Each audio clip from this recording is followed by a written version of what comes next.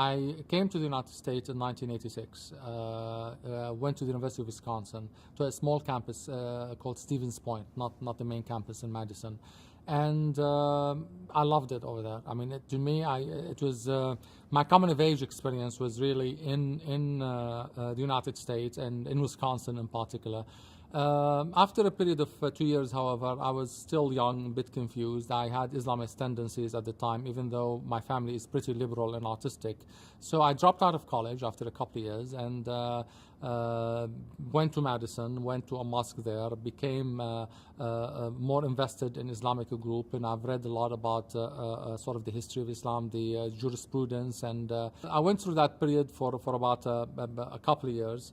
But by the end of it, I became disillusioned, really. I mean, for a variety of reasons. The more I read and about the history of Islam, the more I realized that there are a lot of conflict within the community, and that we really need to look at it more objectively rather than be a partisan of this group or that group, and that we needed somehow a new interpretation of the faith.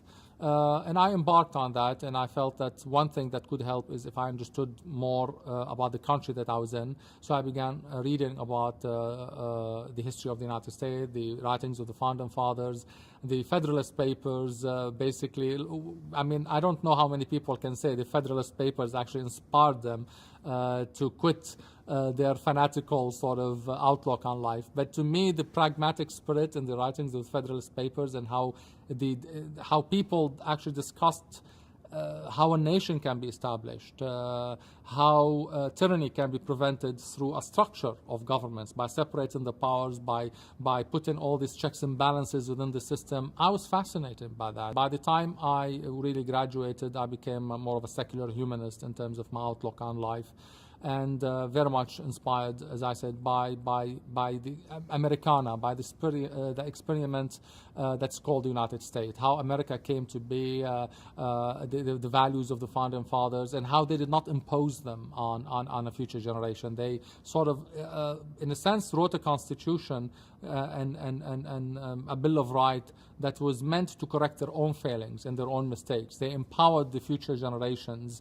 and they empowered posterity to be free in itself and to build something on a solid basis, but without being enslaved by an ideology.